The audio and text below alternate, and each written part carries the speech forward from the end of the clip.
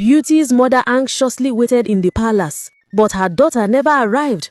She asked the other girls if they had seen her, but they claimed not to know where she was. They continued dancing and celebrating, oblivious to the worry and fear that was beginning to grip Beauty's mother. She knew something was wrong, and she was growing increasingly concerned for her daughter. She went to find Beauty's father, hoping he might have seen her, but he shook his head and said he hadn't seen her since they left the house earlier in the day. As Mne stood in the palace, trying to make sense of her daughter's absence, she remembered how excited Beauty had been about the ceremony. She remembered how she had been practicing and perfecting her dance moves for days. She couldn't believe that Beauty would simply choose not to come. Filled with fear and worry, she implored her husband to race home with her to see if Beauty was there. They both knew that something was terribly wrong.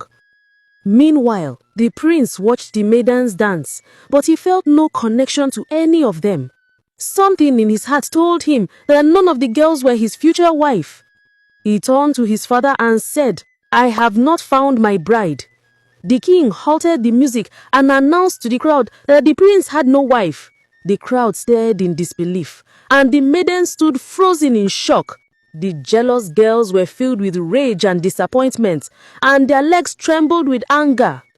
Beauty's parents rushed back to the palace, their hearts racing with fear. They reported to the king that their daughter was missing, and the king grew concerned. Mne told the king about the girls who were to come pick her up for the occasion. The king summoned the girls, Anna, Banta, and Olivia, and they all claimed to have no idea where Beauty was.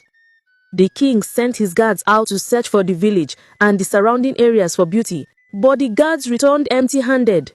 Mne wailed in grief, tears streaming down her face as she held her husband close.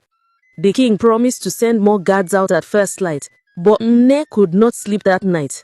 She lay awake, clutching her husband's hand, praying for her daughter's safe return. The next morning, as the sun rose over the village, a man named Dinta prepared to hunt for the day.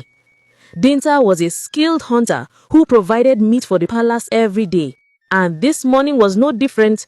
He ventured into the thick bush, and as he did, he heard a faint cry for help. "Please, someone help me! Is anyone there? Please help me!" The voice pleaded. Dinta was puzzled. Who could be in the thick forest so early in the morning? He followed the voice and discovered a deep pit where a girl was trapped inside. She was exhausted from shouting for help. He immediately started lowering a rope down into the pit to pull her out. The girl, whom Dinta recognized as Beauty, was weak and trembling. She asked for some water, and Dinta gave her a drink. He knew that her parents would be worried sick about her, and he wanted to get her back to them as soon as possible. But on the way to the village, he had a change of heart.